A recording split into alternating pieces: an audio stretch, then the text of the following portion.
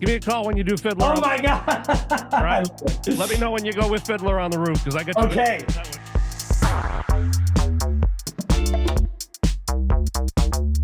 Well, ladies and gentlemen, once again, I found myself going down a rabbit hole and finding different things that I typically find. Sometimes it's great, sometimes not so great, but this one is spectacular. I found this group called Third Reprise, and specifically, it was a funk cover of Defying Gravity, of course, from the award-winning musical Wicked.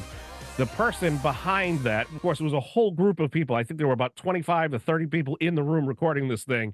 Daniel Rudin joins me today. Daniel, thank you so much for joining. You are what's the official title? You band leader, composer, conductor, arranger? I think band leader is a good umbrella term for the whole thing. I sort of founded the group and I arranged for the group. So I did that arrangement and I produce the tracks as well. And I play piano as well, and music director. But I think band leader is a good overall catch-all term. We'll go with that for the purposes of this interview. Yeah. Talk to me a little bit before we start talking about the group. What is your musical background and training? How old were you when you got started? You know, did you start out on the pan flute? Was it more of an telephone thing? What was it for you? No, I did not start out on the pan flute. I actually did start out as a singer when I was really young, and actually an actor. When I was 8 years old, I was in a Broadway show because I'm from Long Island. So we were coming into the city a lot. So that's actually how I got my start. But then I quickly picked up the piano. My parents gave me piano lessons. I fell in love with jazz and like sort of improvising and writing my own music. And then studied classical composition at Juilliard Pre-College in high school. And then studied music. Studied general music, but music composition specifically at Yale. That was my training. And then, I got started with music. I mean, basically when I was, I don't know, 4, I started singing. But started my piano studies when I was around 8, and it's never stopped since. Yeah. So take that, all you Berkeley snobs. Yeah, exactly. I'm trying to represent the non-Berkeley musicians, you know? There you go. That's okay. That's all right. In the eyes of the law, we're all his children, so that works very well. How did this Third Reprise, the name of the group, and just really this concept, how did it come together? What was that process of because you've been around, I mean, you've been around on social media since April of 2023. And recently, it seems like you've had quite a meteoric rise over the past couple of weeks or so. I think Defying Gravity, although you got some other songs we'll talk about in just a moment, but that one seemed to really grab people, and that's the one that seems like that's the rocket. Yeah, no, great question. In fact, I guess I maybe created the social media accounts in April of 2023, but we only launched, I think in October. We posted our first video and sort of announced to the world that we exist in a real way. We did our first filming in July. But before that, I had been sort of meditating on this for months. The idea for the group came from, I was music directing this guy, Sam Premack, who played Evan Hansen in the Broadway show Dear Evan Hansen on Broadway. He did a solo show where it was mostly funk and soul music, but he felt like he had to do a song from Dear Evan Hansen. So he did a song called To Break in a Glove, which is like a little known track from that show, and did this big gospel funk arrangement of it. And then I had this idea that that was like sort of the catchiest part of the show. And I had this idea that people would really connect to this sort of thing. So I started coming up with thinking about what a video series might look like of that kind of thing, opened up show tunes in a funky, soulful style. And then I was thinking about the name. The first name that I came up with was Dan and the Amazing Technicolor Dream Band, which got shot down by all my friends. Everybody hated that. But so we were ideating a lot further than that. And I was describing it's not show tunes and it's not just funk. It's some third thing. So then I got really hooked on the idea of a third thing. Between any two things, there's always some third thing that kind of unites them. And then I was just thinking about show tunes, and show tune words, and reprise came up. And I was like, that's kind of funny, like the third reprise. It's not the first time you hear the song. It's not the second time you hear the song. It's not even the third time you hear the song, because that would be like the second reprise. It's it's been distorted and refracted through so many dimensions that it's just come out and sounds like something completely different than the way you originally heard it. That's kind of the concept. Well, I think you covered the song Popular, but you did it in kind of a yacht rock fashion. Yes. By the way, kudos on the video. Pulled it off. Absolutely nailed it with the feel and the vibe and everything. And I think here, obviously, we're in Rhode Island, southern New England, so I'll be looking forward to hearing that music as boats go cruising by at the I very love it. box into here. But Blast it. yes, absolutely.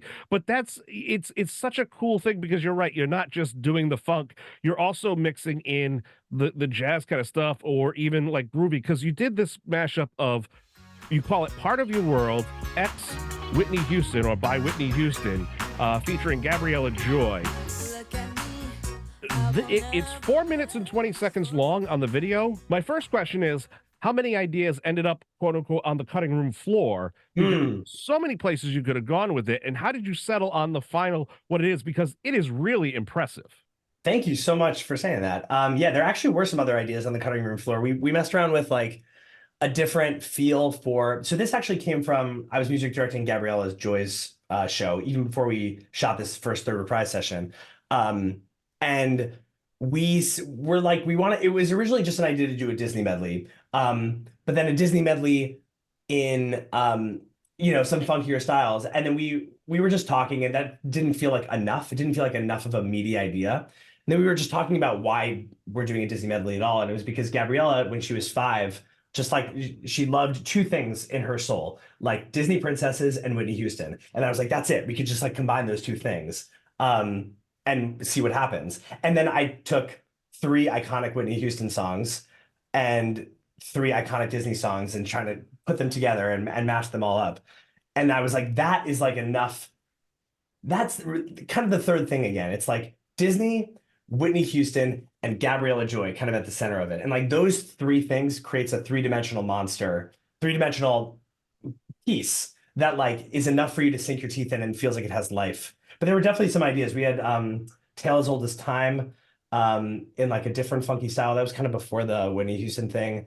And then she suggested a Dream is a Wish Your Heart Makes, which is such a great Disney song. I hadn't even known it at the time. Yeah. And then we kind of centered in on it. And I was really excited about that, especially the Part of Your World section of it. I just loved how those two things fit together. Part of Your World and I Have Nothing by Whitney Houston. Such a great, cool ballad, open-hearted ballad combination. Anyway, yeah. Folks, if you want to be hearing these things, you definitely need to head on over to their various channels and subscribe and follow and hit the notifications because it is really something incredible. The music spans like this wide range of generations, and this is something, very unique about Broadway because, Mm. and with what you're doing as well, because, there's different people out there who are doing like their own spin on things, whether it's a heavy metal version or it's a very classical version or whatever. But and those may have their very niche audiences, but you're taking something literally that children are watching with Little Mermaid, and you're taking things all the way up to adults, and even some stuff with Phantom of the Opera. So you're just hitting such a wide like just it's incredible the universe that's out there for you. Mm. What does it mean to you when you hear somebody, and I'm sure it's happened at some point, where somebody reaches out to you, whether they be young or old, and say, you know what, this has inspired me to pick up an instrument or learn something on Mm. my own, or, I haven't touched a piano in years. Or I haven't touched a guitar in years. This is really this has kind of inspired me to get back to that. What does that mean to you? Oh my God, that means everything to me. It's always been like my mission. There's many reasons why a person could go into music or like or what kind of purpose keeps people activated in their music career. For me, the thing has always been I want to make the kind of music that makes other people want to make music. The kind of like music that inspires wonder, of what's possible, essentially. That's the kind of music that I want to make. And so that means the world to me. The idea that like art could come of this art is that's the never-ending cycle of creation of people like of somebody creates something and then somebody else creates something inspired by that and just it's yeah it's a beautiful link That's that to be a part of. I got an email 2 days ago from a dancer, excuse me, a dancer in London who wants to create a dance film piece around Defying Gravity with his dance company there. He said that he hasn't created anything like that in years, but seeing the video inspired him. And we're talking on Tuesday about it. And I'm just that moved me more than anything. that is Yeah. over the That moon is for that. incredible. Well, let's talk about the Defying Gravity. It's a funk kind of cover. That's my first exposure really to Third Reprise. Amanda Paris is the lead vocalist. I mean, how many musicians you jammed into that studio for the shoot? And it is just a powerhouse wall of sound, but it's such an iconic song. And there's so many changes in it. I mean, it really goes through all the different gears, all the different modes, and you recaptured that in a completely different way. What was it like approaching that, and how long does it take you to from start to finish as far as like orchestrating and doing all those accompaniment parts? Yeah, absolutely. This was definitely the biggest and most complicated one I've ever done. Because you're right, Defying Gravity has so many sections. It's such a beast. It's like, yeah, there's just so many sections in it and so many different changes and different um feels within the song. So trying to unify all of that into like a cohesive musical experience that sounds not like a show tune, but just sounds like music that you would just listen to. That was the challenge for Defying Gravity specifically. This one took me like a week and a half of solid work on the details and trying to really dial in on the pocket for this particular arrangement and this particular feel, and trying to get all those sections to sit well together. And there's still some parts where the seams sort of show. Like there's a part at the end of the third chorus where she's like, um, and then God try kiss me goodbye. I'm defying gravity, and soon I'll match them in renown. And she's like kind of squeezes all those words in there really fast. So like a little bit of inelegance there to just try to make it all fit. But the approach, the unifying approach is to like, what if we take these show tunes that have really specific dramatic context and like they go through all these different sections and have all these different sounds? What if we unify them into just sounding like just the kind of music that you would hear on the radio? What would come of that? So that's the like the North Star approach to every arrangement that I bring, to try to unify everything and like kind of iron out some of the pointier edges to like yeah, kind of illuminate the songfulness of the song, if that makes any sense. It makes a lot of sense, and dare I say, with Defying Gravity, and the complexity and all the iconic and everything, you nailed it. You Thank you, sir. absolutely nailed it. I mean, it was just so impressive. I as soon as I heard it, I must have sent it to 30 different people that are Oh friends my of mine, God. whether they're musicians on the road or people locally that I know or just theater buffs, because it was just and everybody's reaction was the same, like, holy cow, this is incredible. And that's really what led to the interview. It's like, okay, I want to talk to this person. Yeah. I want to see what's going on with this. Where do you go from here? What's next, and what's the long game for Third Reprise? I mean, are you looking to play out? Is this more of an online thing? What does that look like? Yeah, so the long game, and I'll say like the 2 year long game, because there's maybe a 5 and 10 year long game, but the 2 year long game is we keep doing these sessions. This year we're already going to be starting to perform live. We have our first live show at Princeton, actually, Princeton University. But yes, the idea is to start performing live, kind of build a live audience community here in New York and in the tri-state area and in the Northeast, maybe more broadly, and then maybe start touring in 2025. That's the goal. And the path to get there has always been to grow the audience online with these videos, and just yeah, build as much of a following there, reach as many theater fans, music fans, crossover fans, funk fans that we can reach as possible in as many different places as possible, and then start performing live. But there's a lot of different things that have come up since Defying Gravity kind of hit its success. Private performance opportunities, people who are interested in the sheet music and the arrangements, high school jazz bands who want to perform the Defying Gravity arrangement, which is really exciting. Partnerships with some Broadway productions. So I think the sky's the limit with this thing. And I do really believe in it because I think there's a lot of theater fans who are just music fans out there. People who like grew up singing Defying Gravity in the bathroom, or did Oklahoma in high school, or did Bye Bye Birdie in college, whatever it is, who are also just fans of music, who just love Billy Joel and Whitney Houston and Lawrence and Sammy Ray, some of these newer bands, and Corey Wong and Wolfpack, just people who love music. And that's really the sweet spot, people that I'm trying to reach, that we're trying to reach. Give me a call when you do Fiddler. Oh On, my God. all I right. love it. Let me know when you go with Fiddler on the Roof because I got you Okay. that one. First call right here. First Yeah, call. the devil's backpack, as it were. I wouldn't torture you with such. Oh my Uh, God. the last question for you: when you've done Yeah. these videos, give me. I'd love to be a fly on the wall for one of these shoots. I mean, I've Mm, a long day or a couple days, but yeah. what is that energy like? Because it just what comes through the lens or through YouTube or the videos you've put on the various socials is just so incredible. What is that like in the room? It is pretty electric. I will say the arrangements are ambitious. They are challenging, which is exactly how I want it to be. We most of these sessions we don't do any rehearsal beforehand. We show up to the studio and we learn the arrangement and we shoot it. And we usually get it in about 10 to 12 takes. And because there's a lot of rehearsal going on and our camera people, shout out to Bryce Beiser, our video person for Defying Gravity, and AB Seidel.